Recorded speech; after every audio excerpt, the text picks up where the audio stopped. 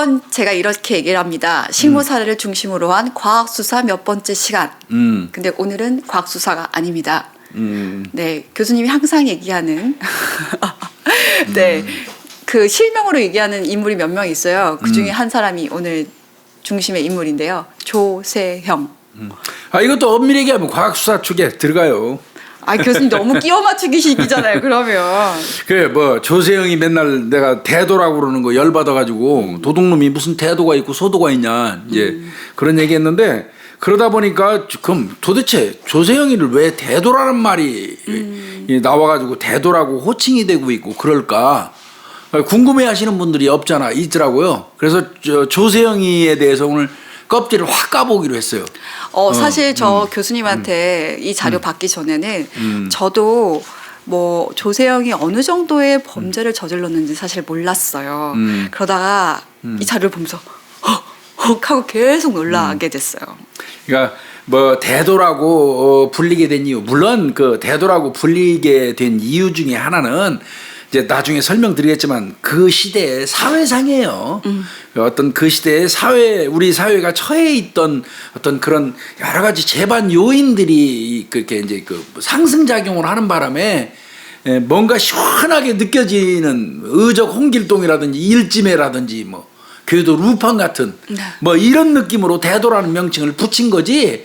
그 이 명칭을 대도라고 붙인 사람도 조세형이가 뭐 대도라서 대단한 놈이라고 생각해서 붙인 거는 아니에요. 어떻게 보면 시대상의 배경이 또 언론이 만들어낸, 그렇죠. 어떻게 보면 이미지의 하나라고 할 수 있겠네요. 그렇습니다. 그래서 오늘 조세형이에 대해서 한번 아까 말씀드린 저 껍질 확 벗겨버린다고 조세형이의 낱낱이 한번 좀 훑어보고 왜 조세형이가 뭐 대도라고 나왔는지 분명히 결론은 내고 말씀드릴게요.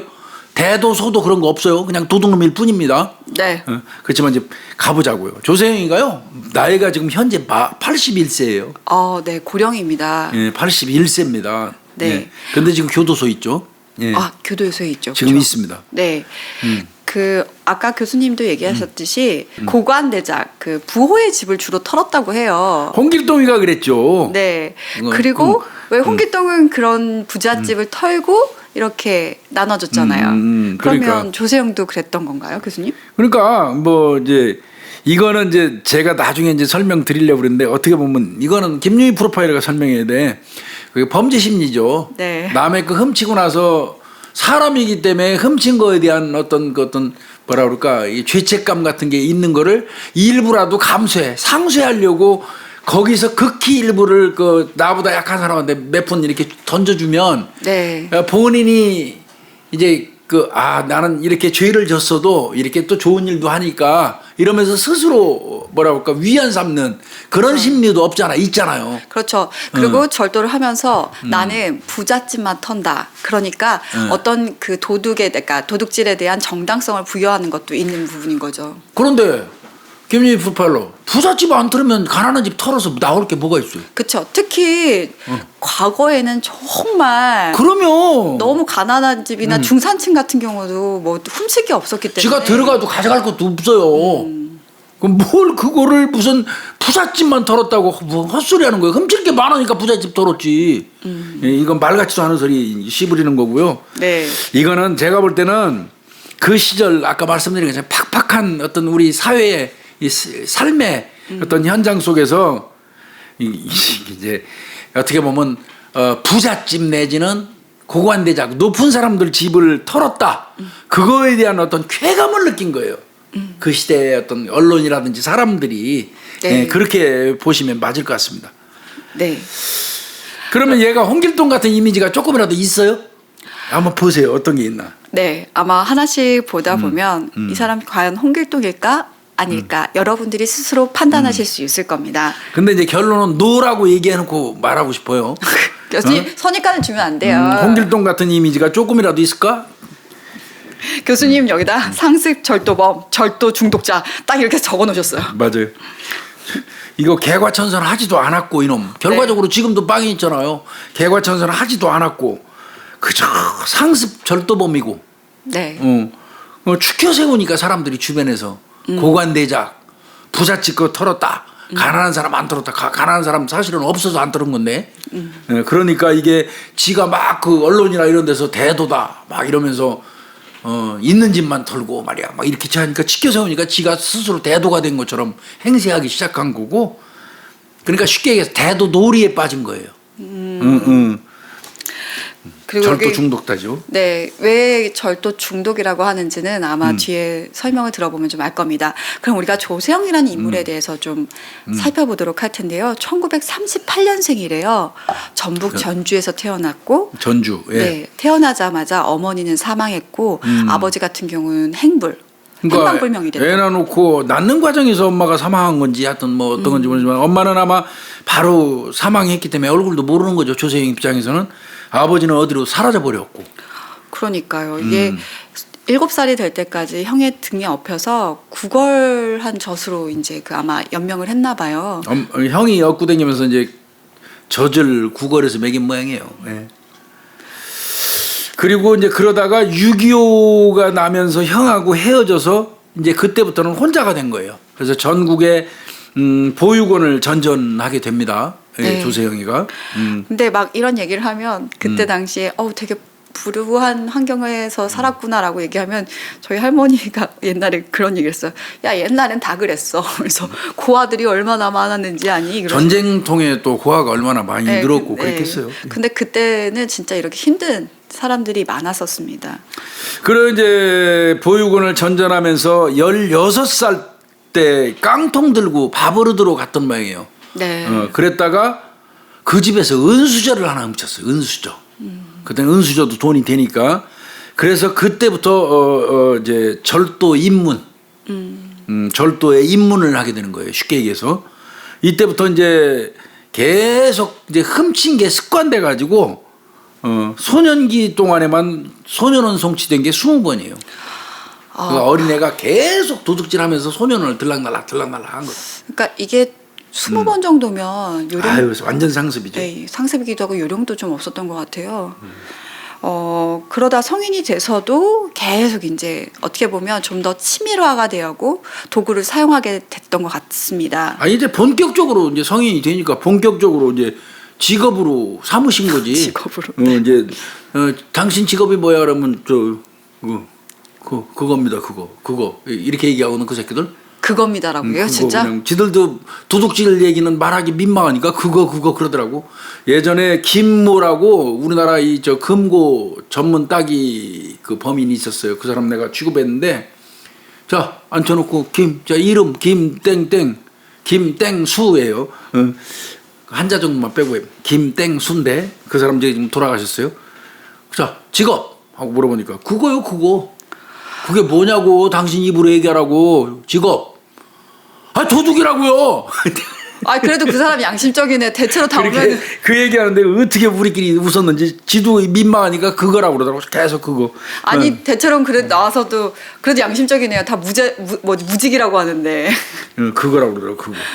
이거 그러니까 본격적으로 이제 이 절도 행각이 시작됐는데 아까 말한 것처럼 이제 그때부터 드라이버로 금고 따기를 시작을 했어요. 이게 조세영이 주특기입니다. 네.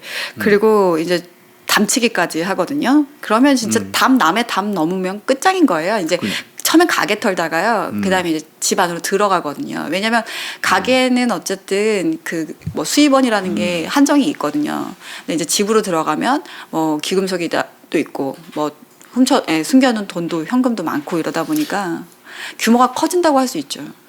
근데 드라이버로 금고 따기가 쉬울까요? 어려울까요? 이게 드라이버로 금고를 딴다? 가능할 것 같아요? 어렵지 않아요? 어렵습니다. 네. 어려워요. 그러니까 드라이버로 금고 따기라는 게 주특기라는 거를 여기 저 표시 악센트 확 준 거예요. 이 절대로 드라이버로 금고 따기 어려워요. 그 금고라는 게 교수님 어려워요. 이렇게 막 다이아 돌리는 그거 그렇죠. 그런 거 이제 옛날에는 부잣집에는 그 다이얼로 이렇게 돼 있고 뭐 그런 건데 그거를 드라이버 하나로 딴다? 쉽지 않은 일이에요. 그런데 조세영이가 드라이버로 금고 따기가 주특기라고 얘기한다면 상당히 그 분야에 연구를 많이 하신 거예요, 이 사람이. 그러니까 이게 저 도둑놈 중에서는 이제 하이 클래스죠. 그렇죠. 그리고 담치기 시작했다고 아까 얘기했죠. 네. 담치기 했다는 거는 이제 프로 절도범이에요. 네.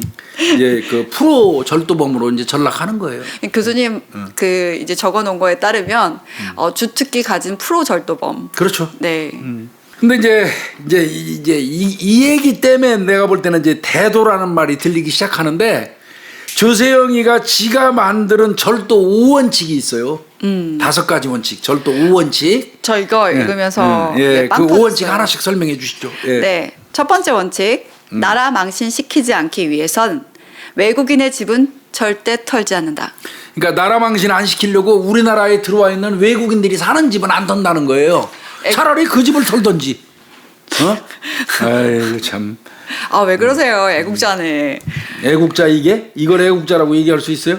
하여튼 뭐 좋습니다. 지가 일본으로 나라 망신시키지 않기 위해서 외국인의 집은 털지 않는다. 이게 1번이에요. 2번. 2번도 너무 놀랐는데 다른 절도범 가로쳐놓고 동업자라고 하셨는데 다른 절도범에게 피해주지 않기 위해서 판검사 집은 털지 않는다.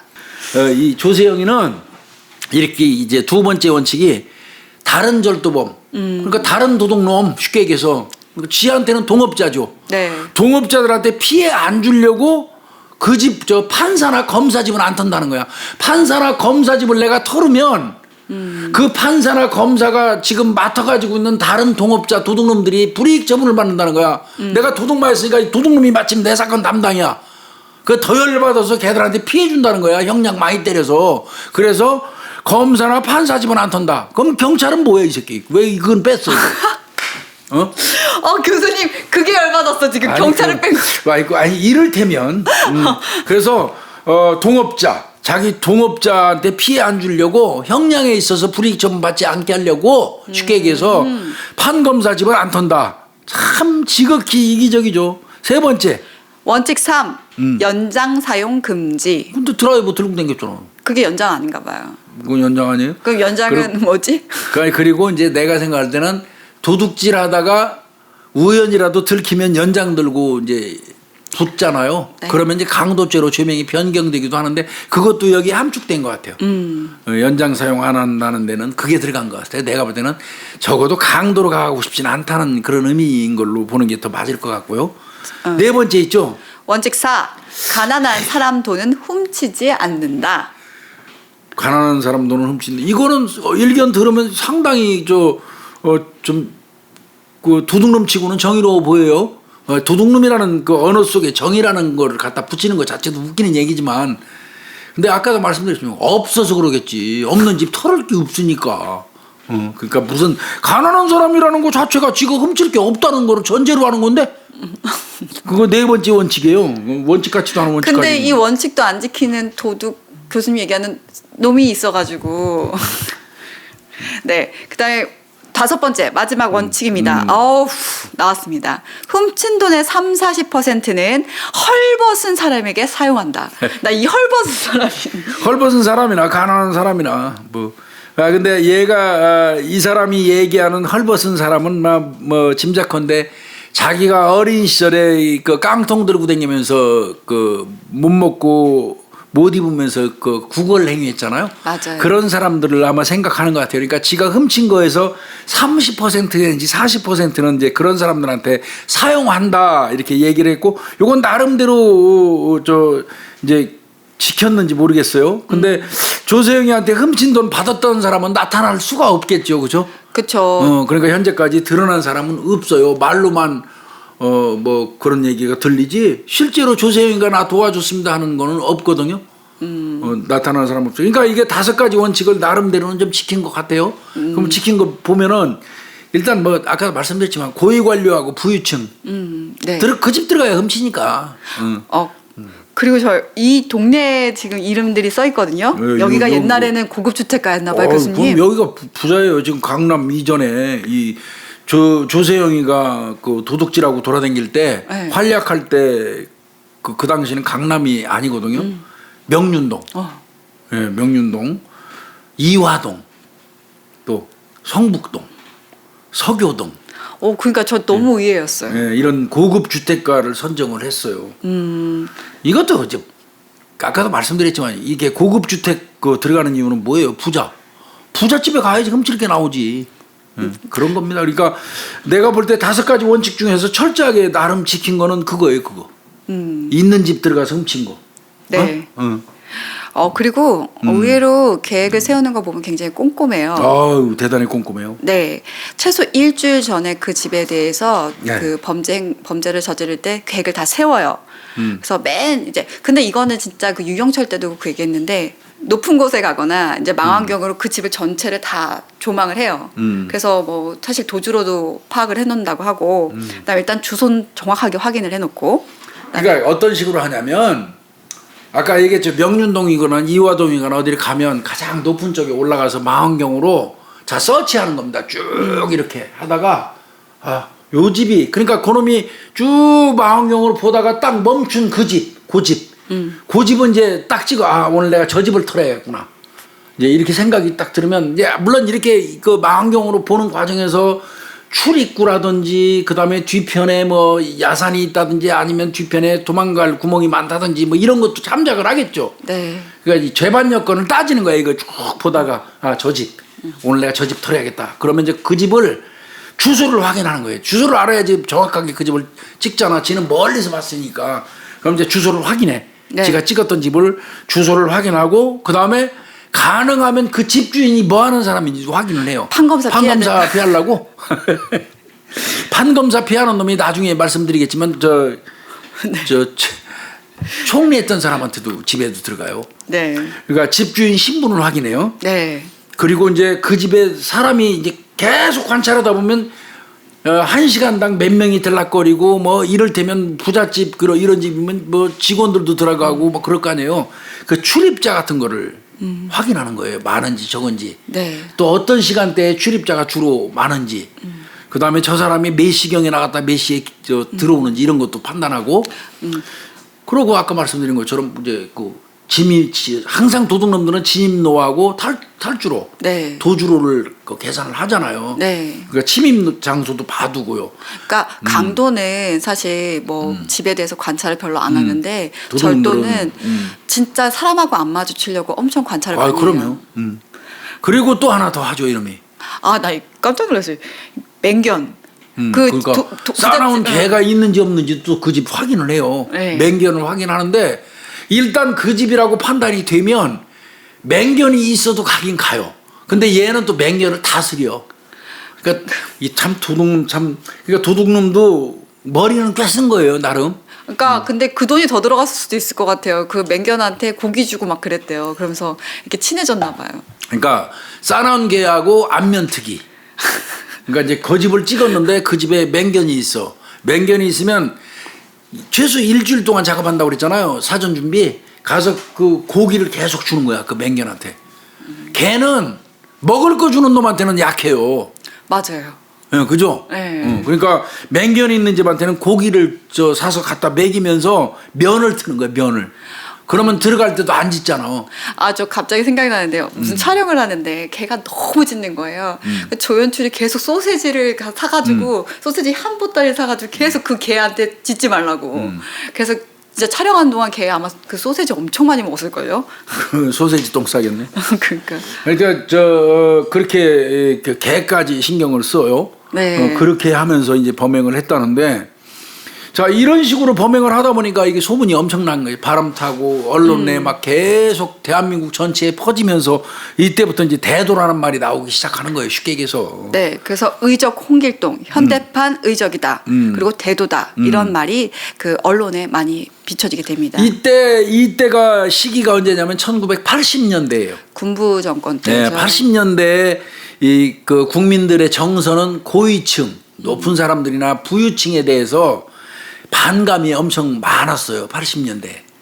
그때 이제 그 조세영이가 부잣집이나 고위 그 고관대작 집을 털으니까 이제 한편 시원하다고 느낀 그 사람들이 의적 홍길동 같은 대도다. 이렇게 이제 그 퍼지기 시작한 거예요. 그래서 대도라는 그 명칭이 그때 붙여진 거예요. 그러니까 시대적인 배경이에요.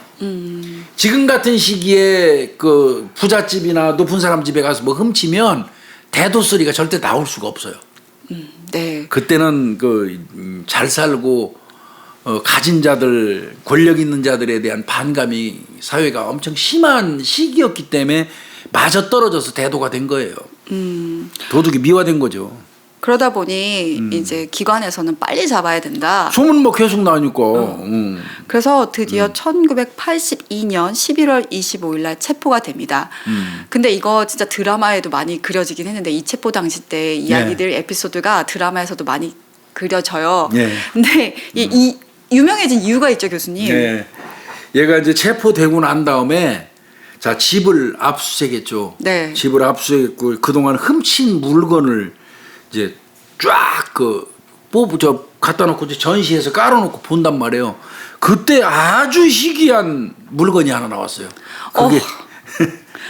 그게 이른바 얘기하는 물방울 다이아몬드입니다. 저 이거 진짜 제가 이거 실제 본 적은 없는데 드라마에서 이런 걸로 물방울 다이아로 그렸던 드라마 에피소드를 꽤 많이 본 것 같아요. 물방울 다이아몬드가 나오는데 5.75 캐럿이에요. 5.75 캐럿. 상당히 크답니다. 5.75 캐럿인데 자 그게 도둑놈이 이걸 훔쳤으니까 조세영이가 지 돈 주고 사진 않았을 거 아니에요. 도둑놈 집에서 나온 건 대체로 다 도둑놈 도둑질한 거지. 자 그러면 야 너 훔친 거 이거 어디서 훔쳤어 이거. 어마어마하게 비싼 거 아니에요. 5.75 캐럿이면. 그러니까 주인이 누구야. 네가 어느 집에서 훔쳤어. 돌려줘야 되니까 물어봤겠죠. 조세영이가 기억을 좀 더듬어서 어느 집일 거라고 얘기했는데 그 집 가서 물어보면 아니래. 나는 우리 거 아니래. 도둑 맞은 적 없는데요. 전부 우리 거 아니래. 아니 그래서 작물은 이만큼 나왔는데 절도품은 이만큼 나왔는데 다들 그 중에서 물방울 다이아몬드. 그 물방울 다이아몬드는 어느 집에 가서 이거 잊어버리셨죠? 이거 선생님 거죠? 물어봐도 어떤 놈도 내 거라고 얘기 안 했어요. 근데 왜요, 교수님? 그 세무조사 받을까 봐. 다이아몬드 5.75 캐럿이면 우리나라에 들어올 때 분명한 건 우리나라의 생산품은 아니잖아, 다이아몬드가. 어떻게 보면 밀수 과정, 그 관세를 생략하고 들어오신 분들 물건이거든.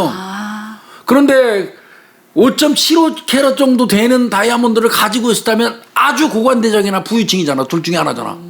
가난한 집에서 그거 가지고 있을 수가 없으니까. 그러면 내 물건입니다 말하는 순간 그 물건의 출처를 따질 거 아니야, 국가에서. 그쵸. 어떤 식으로 우리나라에 들어왔는지. 관세 분명히 안 매겼으니까, 안 냈으니까, 세무조사 피하려고 전부 우리 거 아니래. 그러니까 분명히 훔친 건 있는데, 조세영이도 엄청 기억을 더듬었다는 거예요. 이 집이 맞는 것 같은데요? 그래도 그 집에서 아니라고 그러고. 그러면 옆집일 거예요. 가면 거기도 아니라고 그러고. 결국 이거 주인 못 찾았어요. 그럼 그거 어떻게 돼요? 국고로 귀속이 작물은 다 귀속되잖아요. 왜 또 5.75 하니까 또 갖고 싶어? 네. 갖고 싶겠지. 아니 뭐 솔직해야 되니까. 하여튼 그때 조세영이 집에서 이 작물을 압수한 게 큰 마대자루로 2개 분량인데 240점 정도가 들어있었어요. 귀금속이. 와. 거기에 플러스 현금도 많이 있었고. 와. 집안에 금고 속 이 도둑놈이 금고 딱인데 또 지도 금고를 써요. 네. 지도 훔쳐온 거를 지 금고에 넣어놓고 천정을 뚫어가지고 천정에다 숨겨놨었다고 그래요. 그러니까 지 금고 천정 속에서 찾은 게 마대자루로 2개 분량의 귀금속과 현금이었대요. 그 중에 아까 말씀드린 5.75 캐럿 정도 되는 물방울 다이아몬드가 있었던 겁니다. 저 교수님 너무 궁금해요. 그 네. 물방울 다이아몬드 어디가 있을까 지금 경매됐을까요? 경매야 국가에 귀속됐으니까 그렇지 뭐 어떤 형태로 처분을 해가지고 국가 예산으로 들어갔겠죠. 나 궁금해. 누군가는 가지고 있을 겁니다. 그러니까 이 피해자들을 이제 그러니까 좀 보면은 네. 얘가 센 사람들 가긴 갔어 맞아요. 삼성그룹 창업주 장녀예요. 고 이인희 씨 집도 털었고요. 그다음에 김준성 부총리 집도 털었어요. 김준성 부총리.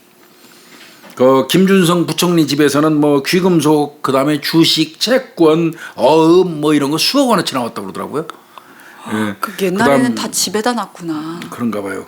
명륜동 그 대부호 김모 씨라고 또 있었다고 그래요. 그 집 털었고 화장품회사 사장집도 털었고. 그러니까 이게 참 물방울 다이아몬드 이것 때문에 조세영이가 그냥 훅 컸죠. 쉽게 얘기해서. 네. 이거 하여튼 뭐 물방울 다이아몬드 5.75 캐럿 이거는 주인 못 찾았어요. 근데 다 자기 거 아니래요. 근데 이게 그 240점이나 귀금속 발견되고 물방울 다이아몬드도 5.75캐럿인데 그 기소된 금액을 보면 절도한 금액이 5억 5천밖에 안 돼요, 교수님. 최대한으로 줄인 거죠. 네. 이거는 창피한 얘기입니다만 경찰에서도 내가 볼 때 이 조세영이 잡아가지고 마대자루 2개 분량 꺼내놓고 전시 쫙 해놓고 깔아서 희세 매길 때 최대한으로 적게 매겼을 거예요. 그분들 중에 5.75캐럿 물방울 다이아몬드 임자가 있을 텐데 얼마나 구렸으면 그 비싼 거를 내 거 아니라고 했겠어요. 구렸다는 얘기는 뭔가 하여튼 부정한 재산으로 형성된 거 아니에요. 세금을 탈루해서 했거나 아니면 뇌물을 받았거나. 그렇지 않겠어요? 그러니까 떳떳하게 내 거라고 말 못하는 거 아니에요. 그런 거고 그러다 보니까 경찰에서도 알게 모르게 압박 많이 들어왔을 거예요. 야 최대한으로 금액 줄여. 김준성 부총리 아까 말씀드린 것처럼 수억 원어치인데 수억 다 잡힐 수는 없잖아. 뭔 공무원이 그렇게 돈이 많아? 막 이럴 수도 있잖아. 네. 그러니까 최대한으로 줄여라 막 밟은 거예요, 그냥. 놓고 막 밟아서 자꾸 줄인 거지. 그러니까 마대자루 2개 분량이면 어마어마한 거예요. 금붙이, 금반지, 목걸이가 마대자루 두 부대나 들어가면 얼마나 많은 거예요. 어마어마하지. 내가 볼 때는 수십억 될 거야 아마. 저는 진짜 이게 그 훔친 것도 놀랍지만 그거 다 집에 보관하고 있었다라는 게. 요거는 이제 야금야금 작물 처리하려고 그러는 거지. 한꺼번에 처리하면 걸리니까. 그래서 어느 정도 이제 그 절도 사건 막 소리가 들어갈 때쯤 돼서 길게는 10년 뒤에 파는 놈도 있어요. 훔쳐놓은 거. 이게 전부 합친 게 기소할 때 아까 말한 것처럼 5억 5천밖에 안 돼요. 엄청나게 발로 밟고 비비고 해가지고 뭉갠 거예요. 이렇게 줄인 거예요. 압축, 공기 압축한 거예요. 네. 거기 그래서 5억 5천으로 축소를 한 거예요. 5억 5천. 야 마대자루 2개 분량이 5억 5천밖에 안 된다는 게 참 신기하긴 해요. 그러니까요. 귀금속인데 그것도 다. 내가 볼 때는 5.75캐럿만 해도.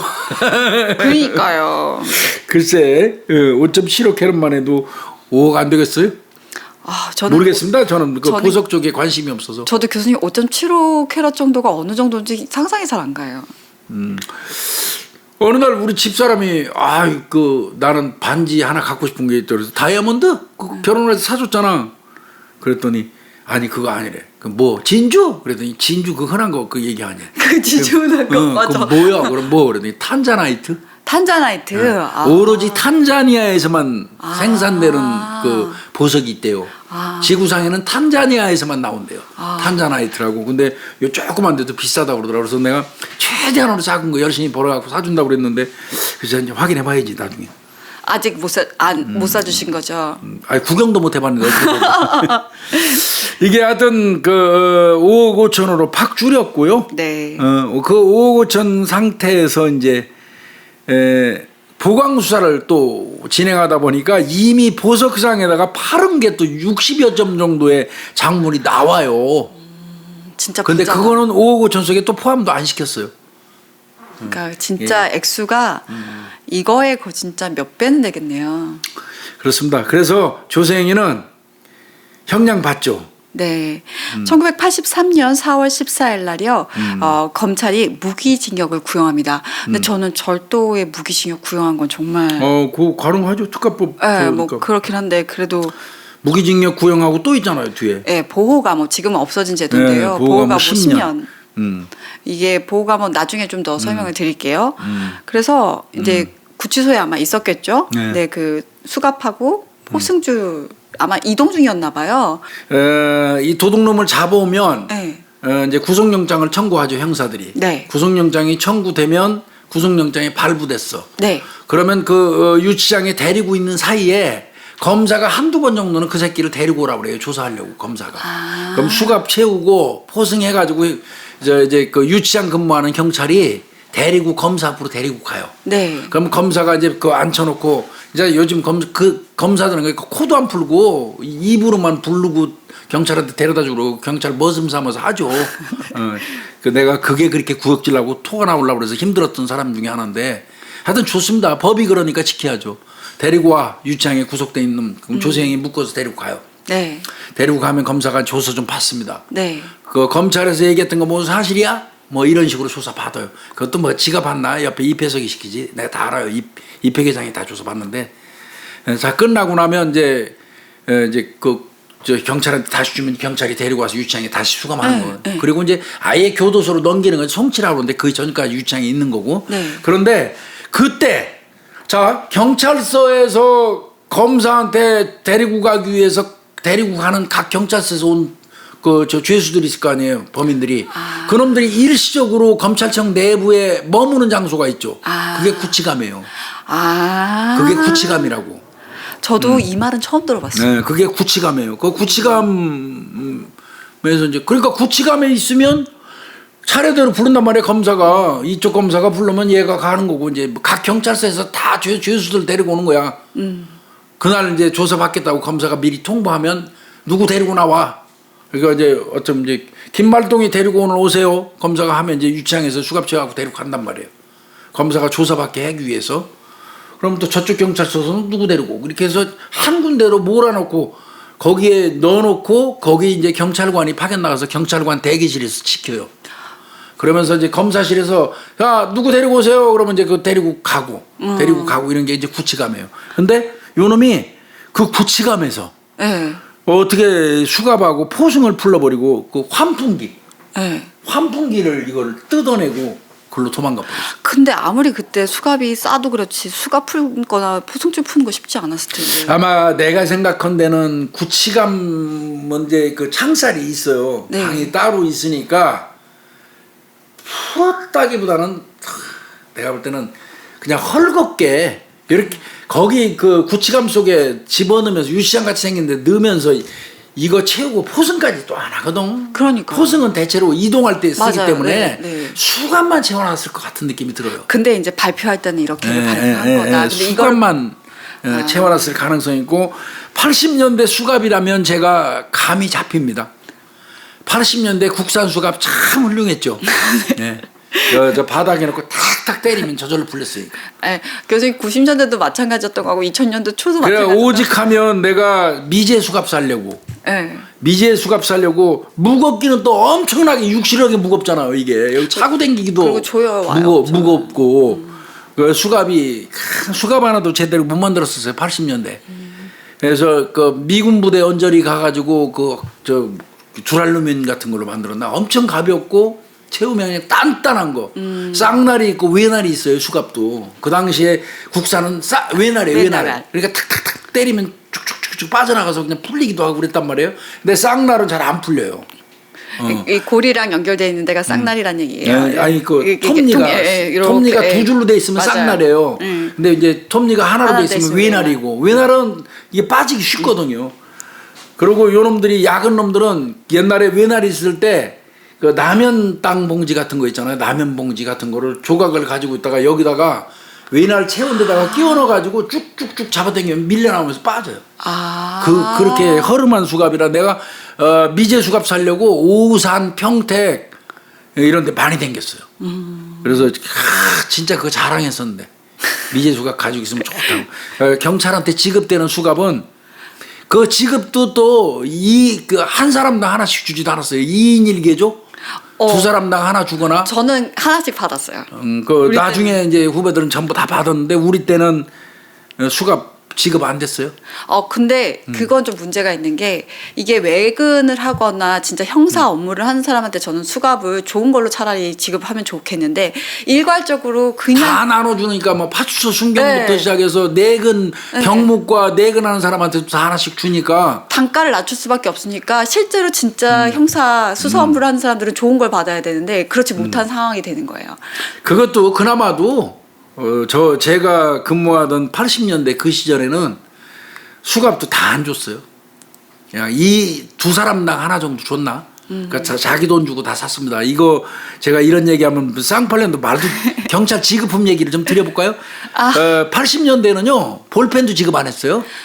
예, A4 용지가 아니라 그때는 B4 용지였는데 B5 용지였는데 갱지 그것도 지급을 안 해서 자기 돈 주고 샀었습니다. 왜냐하면 경찰이 진짜 지금도 뭐 한 12만 된다고 하는데 이게 한 사람당 지급한다 그러면 돈이 너무 많이 드니까 맨날 예산이 그게 책정이 잘 안 돼요. 그래서 그 얘기를 하거든요. 할 때 다 일괄적으로 지급하는 게 아니라 진짜 필요한 부서에 딱딱 줬으면 좋겠는데 원칙은 그런 거죠. 경찰은 언제든 이동할 수 있으니까 그렇게 그래서 하려면 나는 안 된다라고 하는데 그 당시 수갑은 내가 판단할 때는 이제 외날이었을 거고 국산이니까 풀으려고 하면은 범인들이 얼마든지 풀었어요.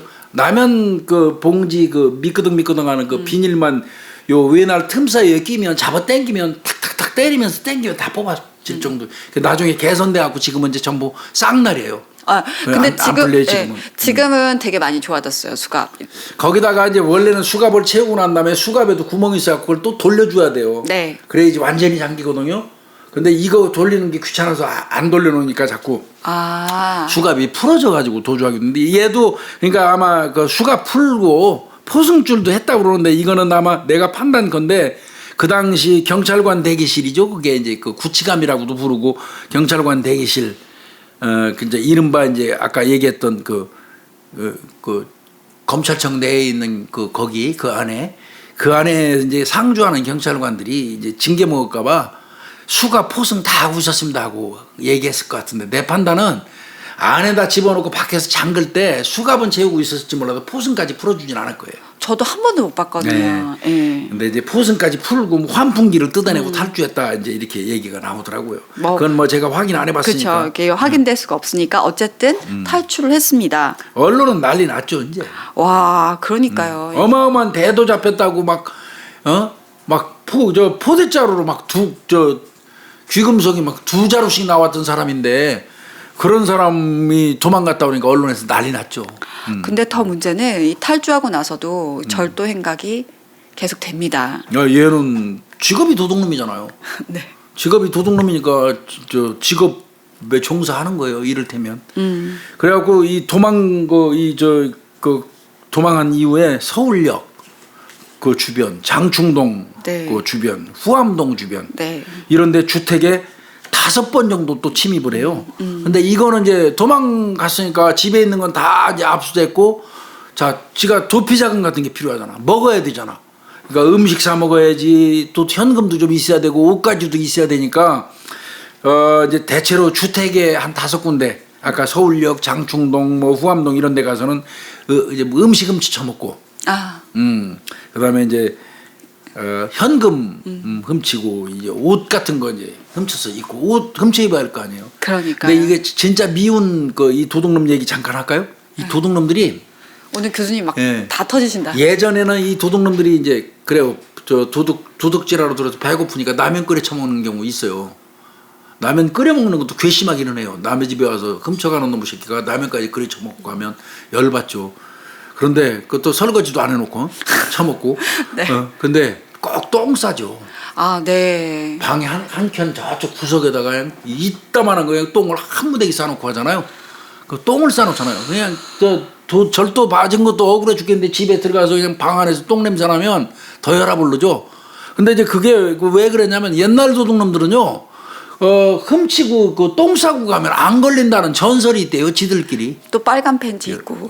빨간 팬티는 이제 여자 속옷 입는 거 이제 그거 입고 도둑놈들은. 근데 이제 지금은 똥 싸면 제대로 걸리죠. DNA. DNA 이제 똥 채취하는 거는 맨 끝 부분, 네. 중간 부분, 안에 뿌리 부분 이 3군데에서 DNA 채취해갖고 혈액형 나와요. 네. 그러니까 이제 요즘 도둑놈들은 똥 안 싸는데 옛날 도둑놈들은 DNA라는 걸 몰라갖고 혈액형 채취하는 거 몰라갖고 똥을 그렇게 한 무대씩 싸고 가고 그랬어요. 그러면 집주인이 더 화나죠. 그럼요. 더 화나죠. 라면 끓여 처먹고 똥 싸고 또 술까지 처먹고 양주 같은 게 귀할 때라 양주 다 처먹고 가요. 그 도둑놈들이 이제 그런 짓이 옛날에 많았었는데 이놈은 이제 아마 그 들어가서 음식 처먹고 훔쳐먹고 현금도 좀 챙기고 옷까지 챙기고 주택가에서 한 5번 정도 그렇게 했던 것 같고요. 네. 4월 14일 날 탈출을 하게 되는데요. 4월 19일 날 10시경에 한 5일 지났네. 네. 장충동 주택가의 골목을 지나다가 주민이 아마 이제 TV에 많이 나왔으니까. 많이 나왔지. TV에 막 난리가 났지 뭐. 조세형이다. 라고 해서 신고를 하면서 그때 경찰이 출동을 합니다.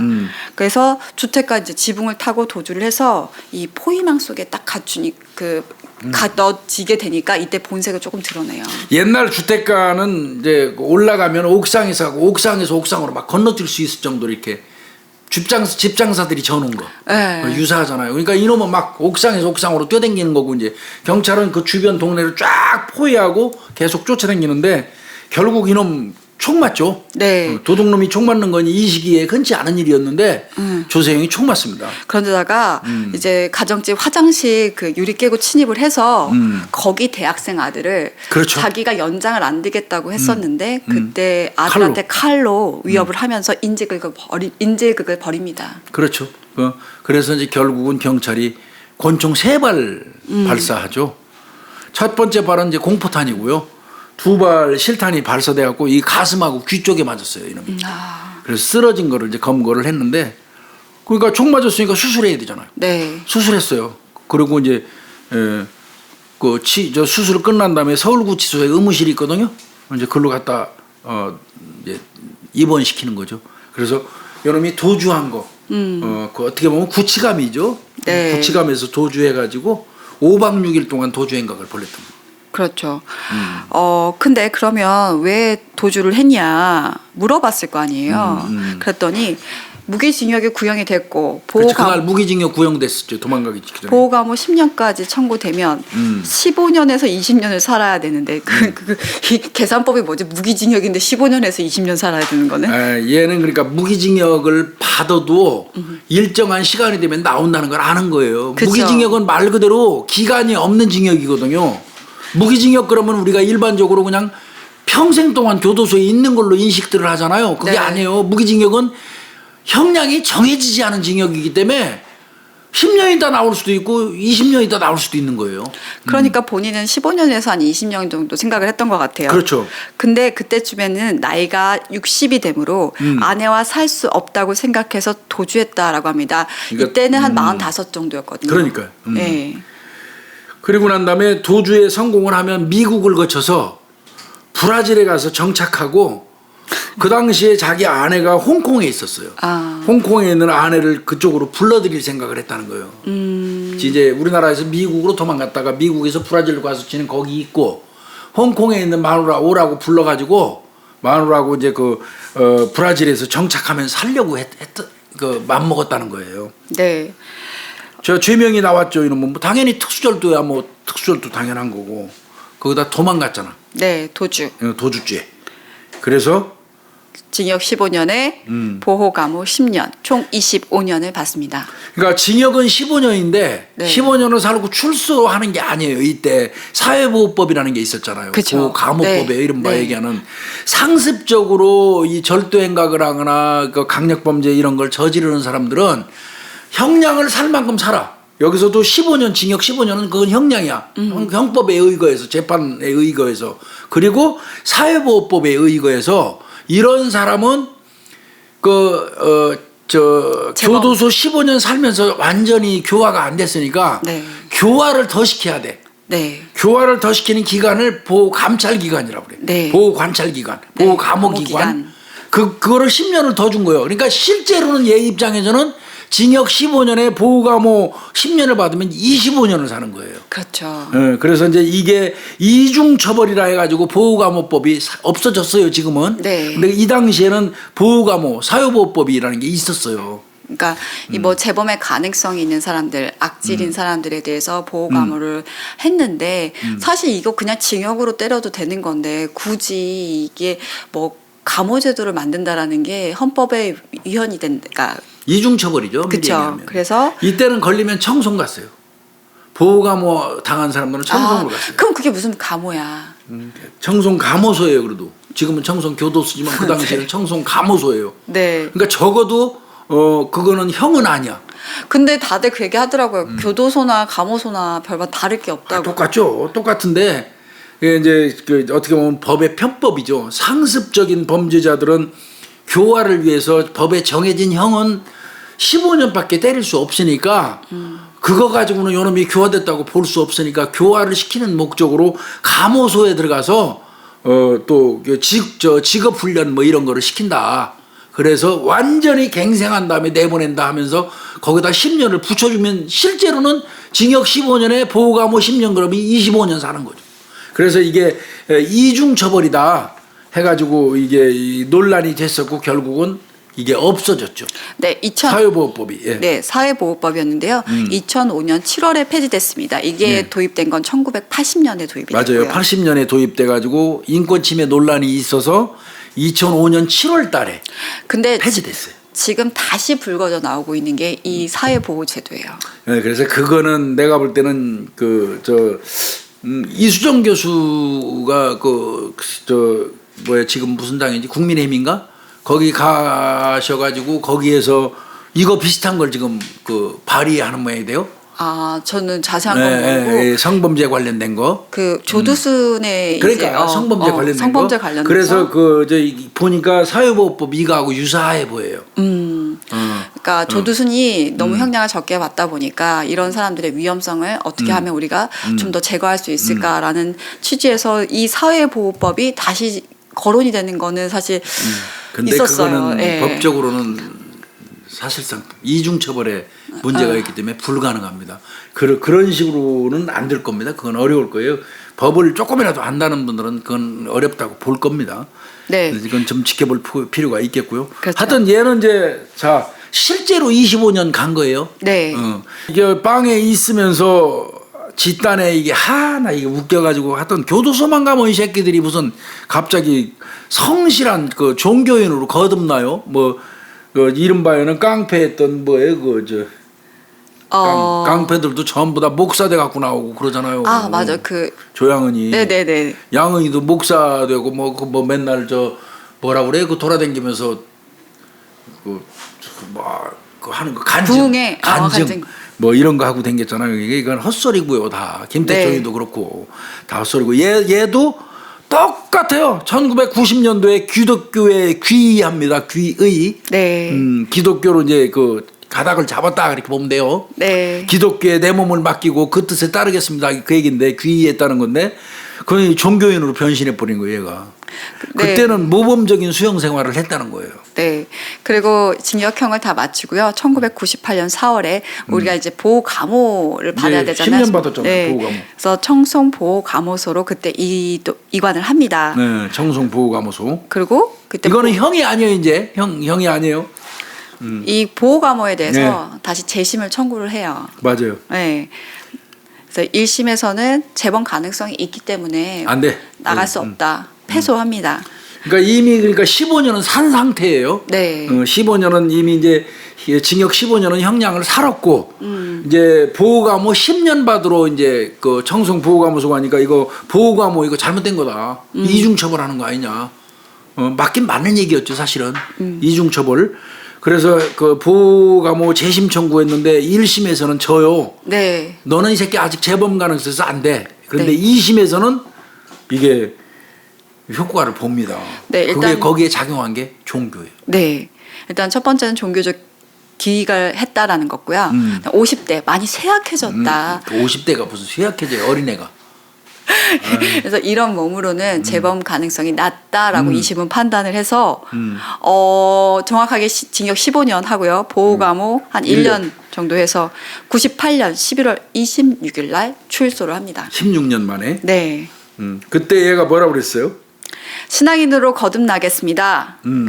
그러면서 난 이제 도둑질 절대 안 한다고. 네. 목사 안수를 받습니다. 목사 안수 받죠. 그리고 목사가 됩니다. 됐어요. 네. 목사가 되더니 얘가 선교단체를 하나 또 설립을 해요. 선교단체.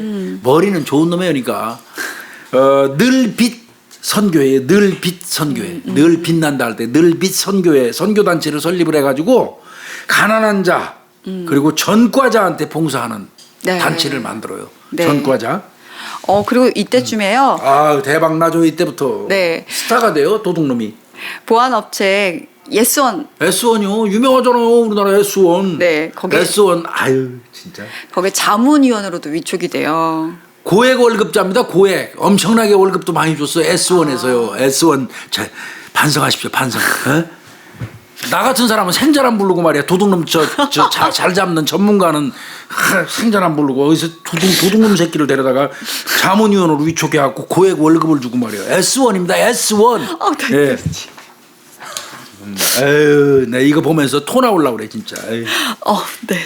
아니 그래 물론 저 형사의 아버지는 도둑놈 맞아요. 형사 아버지는 도둑. 프랑스에서 최초로 사복을 입힌 형사는 원래 전직이 도둑놈이었어요. 도둑놈이 도둑세계를 앓으니까 그렇게 해서 그거는 완전히 개과천선시켜가지고 사복 입혀서 도둑놈을 형사로 활용해서 오늘날 형사의 제도가 생겼지만 형사의 아버지는 그래서 뭐 형사의 아버지는 도둑놈이라고 얘기합니다만은 그렇다 손 치더라도 이 경우는 좀 전혀 다르잖아. 보안업체 그러니까 도둑질을 잘하는 놈이니까 도둑을 안 맞으려면 도둑질을 잘하는 놈이 얘기하는 걸 들어서 방비하면 된다는 얘기잖아. 그런 의미에서 이제 S1에서 이거 자문위원으로 위촉을 하고 고액 월급을 줬던 건데 완전히 헛다리 짚은 거죠. 결국은. 그게 아마 아이 도둑놈을 잘 잡는 사람들을 데려다가 자문위원을 시켜야지. 도둑놈 데려다가 말이야. 옛날에 If You Catch Me라는 영화인가요? 거기서 왜 FBI 그에서 진짜 그 유명한 그 도둑을 나중에 뭐 해가지고 뭐 한 경우가 있었던 것 같아요. 되게 성과를 봤던 그런 아니, 걸 착안한 게 도둑놈이 아닐까. 도둑 세계는 더 잘 알으니까. 도둑이 도둑 심리 잘 알고. 내가 맨날 얘기했잖아. 도둑놈들 징크스가 제일 많은 범죄자가 장르를 보면 도둑놈들이에요. 도둑놈들이 자기들 징크스를 엄청 개발을 했어요. 그러니까 우리 형사들 왜 강력 사건 나면 나 같은 경우는 머리 안 자른다고 그랬잖아요. 머리. 네. 예. 또 저 아주 나쁜 징크스 처음에 만들기 나름인데 지금 이제 퇴직했지만 나랑 같이 근무하던 유모 형사는 살인 사건만 나면 손톱 안 깎아 손톱. 그래갖고 손톱 그 살인 사건 끝날 때까지 보면 걔는 꼭 까마귀 손톱 같이 하고 돌아다니. 그럼 미제 사건 나면 아주 더러운 징크스를 만들어갖고 나도 좋은 건 아니에요. 머리 이렇게 기르고 다녔으니까. 까부시긴 하셨죠. 네, 뭐 머리는 항상 감지. 그러니까 힘들었지. 이 사람 뭘로 보고.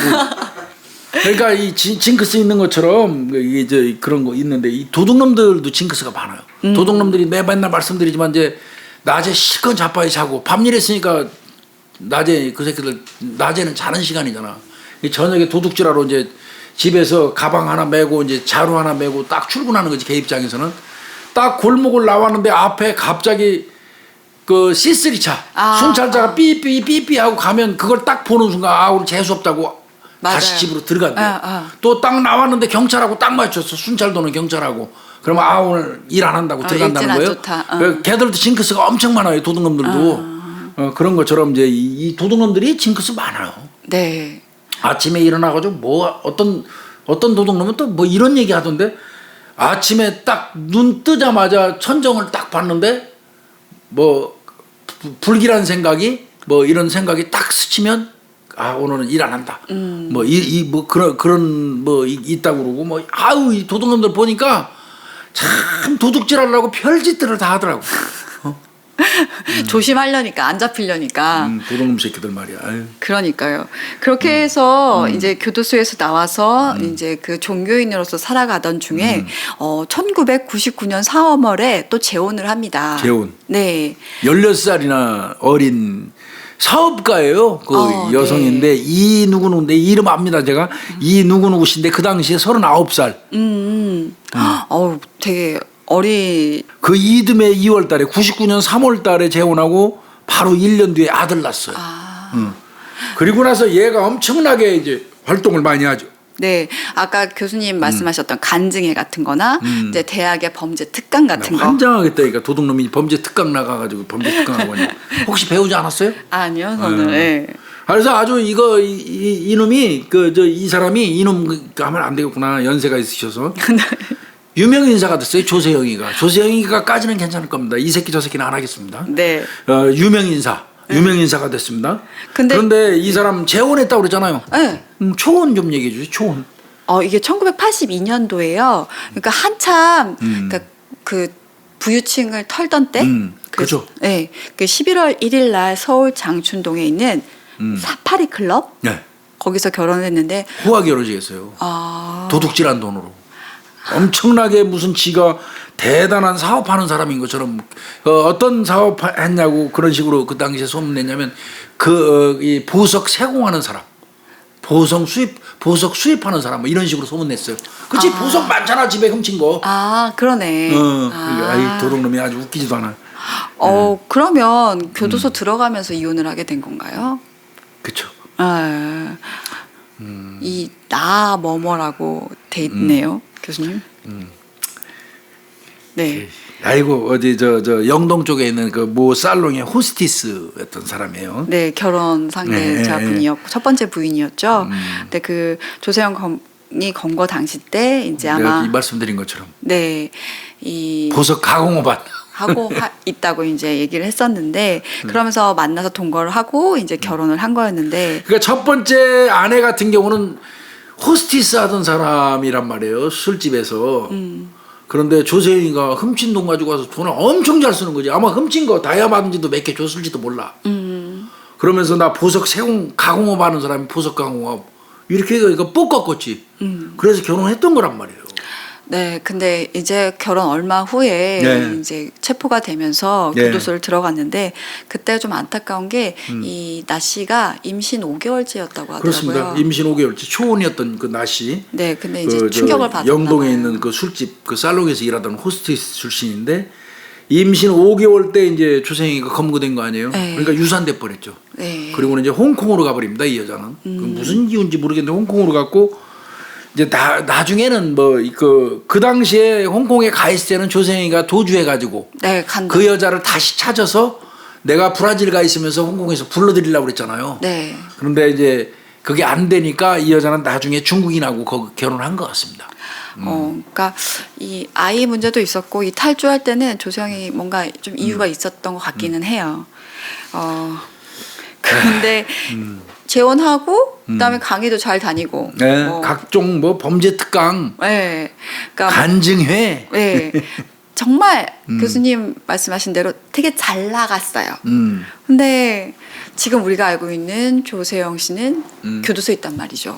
그러기에는 절도 본능이 이놈은 태생적으로 도둑놈 새끼이기 때문에 도둑놈이기 때문에 도둑놈이 그 본능이기 때문에 아무리 지가 대학 가서 범죄 특강을 하고 그 당시에 이 조세영이한테 경찰 관련돼서 범죄 특강 들은 사람들 얼마나 자존감 느꼈을까? 어?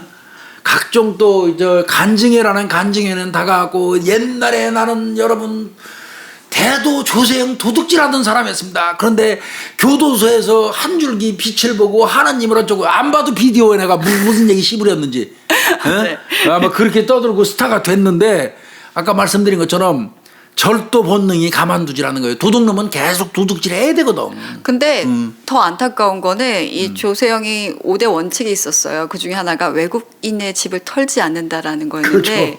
나라 국가를 위해서 네, 출소 2년 만인 2000년 11월에 일본 선교 목적으로 일본을 가요. 일본으로 가서 거기서 절도를 합니다. 대낮에 그 도쿄에 있는 주택가 3군데를 털다가 일본 경찰한테 붙들렸어요. 총 맞고 건거됐어요. 이 새끼 또 그것도 총 맞고. 아, 예. 예? 그래갖고 주거 침입 절도로 일본에서 3년 6월 형을 받습니다. 국가망신 아주 대대적으로 시킨 거죠. 그러니까요. 이게 무슨 선교 목적으로 간 게 아니니까 내가 볼 때는 도둑질하러 간 거예요. 도둑질하러. 그래서 3년 6개월 살고 2004년도에 나오는 거예요. 일본에서 그러면은 네, 그렇죠. 복역하고 나온 거죠. 네. 일본에서 일정 부분 살고 나면 또 우리나라 와가지고 우리나라가 일부 또 우리나라 법에 의해서 살릴 수도 있어요. 네. 출소는 하여튼 보니까 근데 풀로 사는 거예요. 2000년 11월에 걸렸죠. 일본에서. 그리고 2004년도에 출소했다고 그러면 3년 6월 거의 맞죠. 네.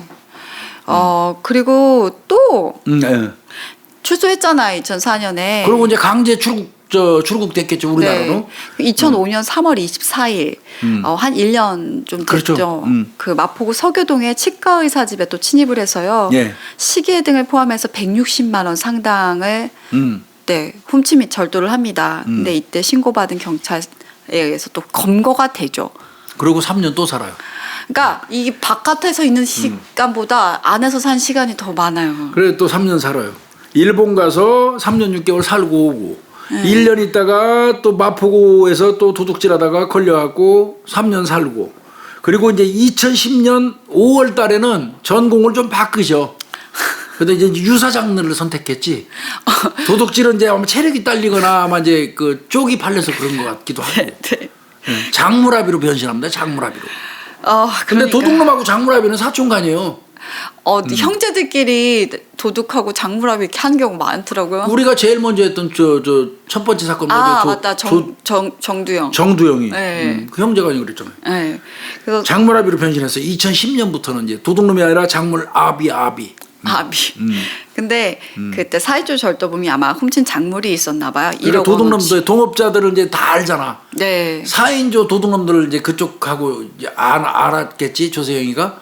그러니까 그 도둑놈들이 4인조가 훔친 물건을 가지고 왔어 이제 애비한테 온 거예요. 장물 애비한테.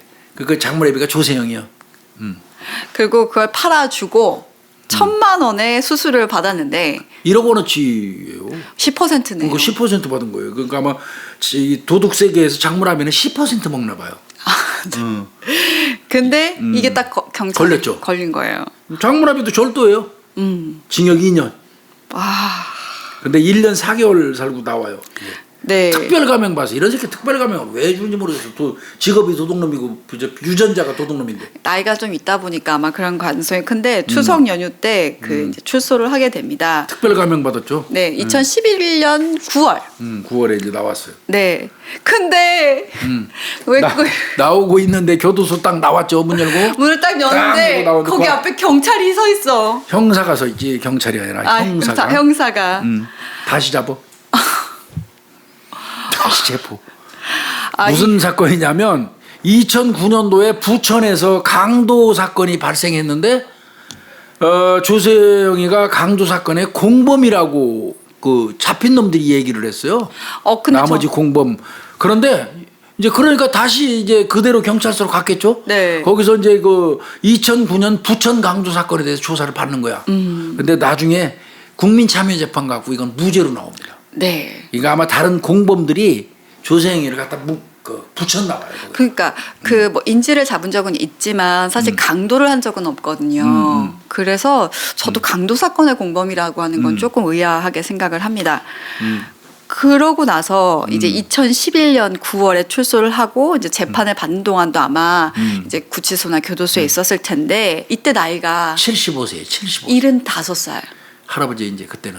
네. 근데 이때 빠루를 이제 또 다시 도구를 잡기 시작해서 원래 지 5대 원칙에는 도구 사용 안 하잖아. 그러니까 이게 원칙들이 하나씩 다 바뀌어지지. 외국인 집에 절대 안 들어간다는 놈이 일본 원정 가서 도둑질하다가 3년 6월 빵에 살다 나오고.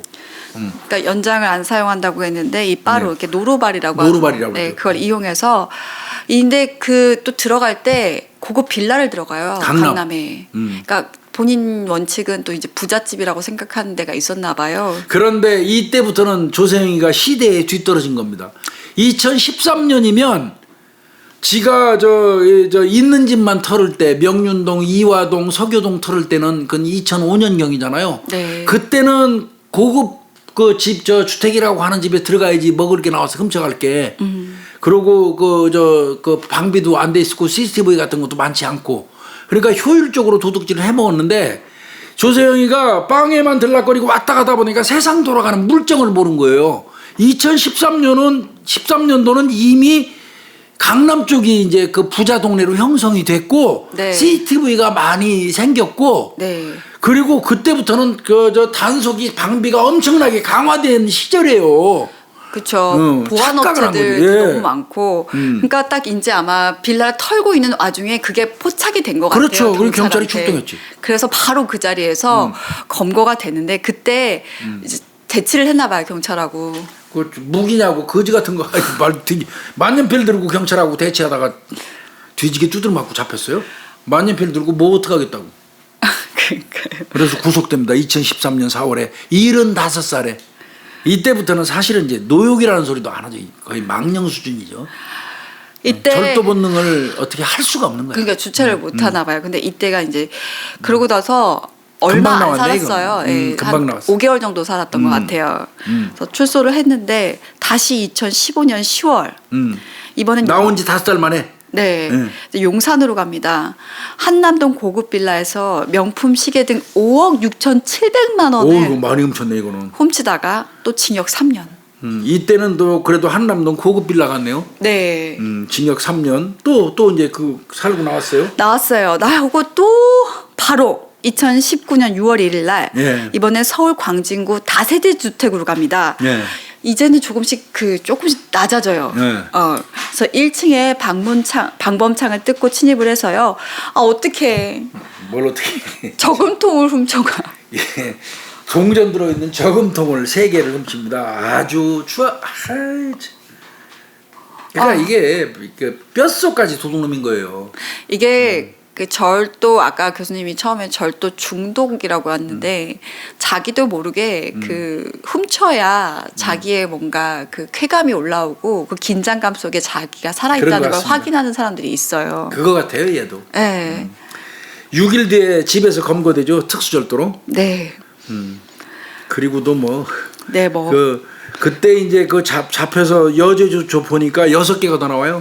네. 광진구 성동구 일대 주택에 침입해갖고 뭐 백금 반지, 중국 돈이죠, 위안화, 달러, 귀금속 훔친 거 이거 전부 합산해서 이제 한 번에 같이 들어가는 거예요. 네. 그래서 징역 2년 6월 더 받습니다.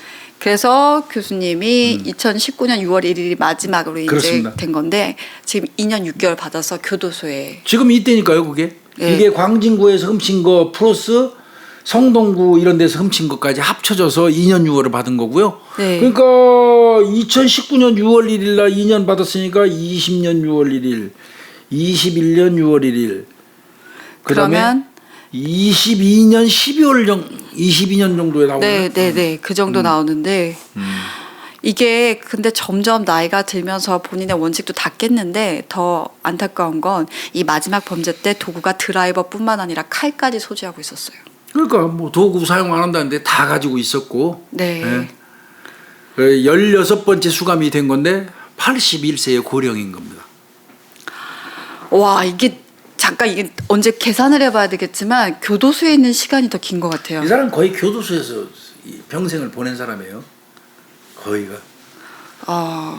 그 지금 16번째 수감돼가지고 81세의 고령 나이에 교도소에 지금 있고요. 이 사람이 말해주는 건 그겁니다. 결국 도둑놈은 도둑일 뿐이다.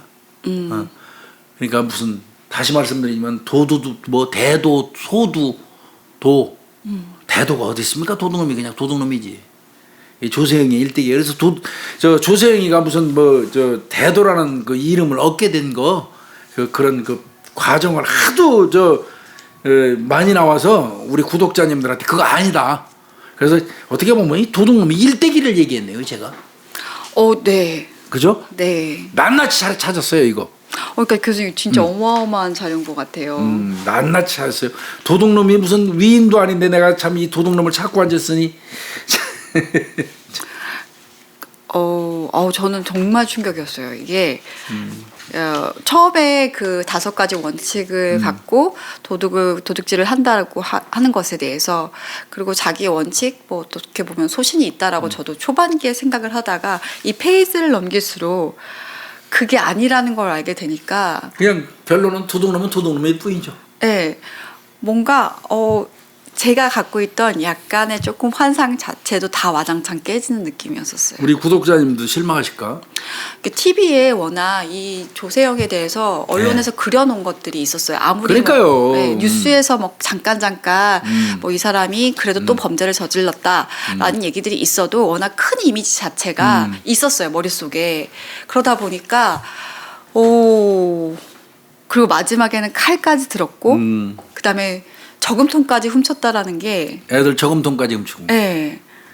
이게 그냥 정말 환상은 환상일 뿐이구나라는 생각을 하게 됐어요. 그래서 제가 맨날 무슨 대도 소도 하는 거 기분 나쁘다고 말씀드린 이유가 그거예요. 저는 이놈의 이 사람의 일대기를 알고 있잖아요. 그냥 도둑놈일 뿐이라는 거를. 그래서 제가 그동안 그렇게 말씀드렸던 거고. 그래서 대도 하는데 대도라는 이름이 붙은 이유, 그다음에 이 사람이 어떤 식으로 살아왔고 궁극적으로는 결론은 도둑놈일 뿐이다. 뭐 이렇게 설명드리면서 이거 마쳐야 될 것 같아요. 네. 조세영제 그 대도라는 말에 현혹되지 마십시오. 심정적으로라도. 네. 오늘 교수님이 항상 말씀하시던 조세영 이꼴 대도 아니다라는 그냥 걸 도둑놈이다. 네.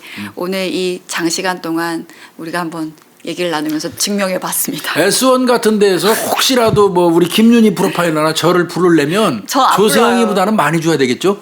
아니에요. 네. 전 안 불러도 거예요. 그러니까 네. 조세영이보다는 많이 줘야지 가지. 그죠? 네벨이 있지. 네베루가. 농담입니다. 예. 네. 어떤 것이든 남의 물건을 훔치거나 남을 해하는 거 범죄는 절대 용서될 수 없고 그것이 미화될 수 없다라는 게 예. 어떻게 보면 오늘의 우리가 알고 가야 될 것, 깨달아야 될 것이라고 생각이 듭니다. 예, 수고했어요. 교수님, 감사합니다. 네.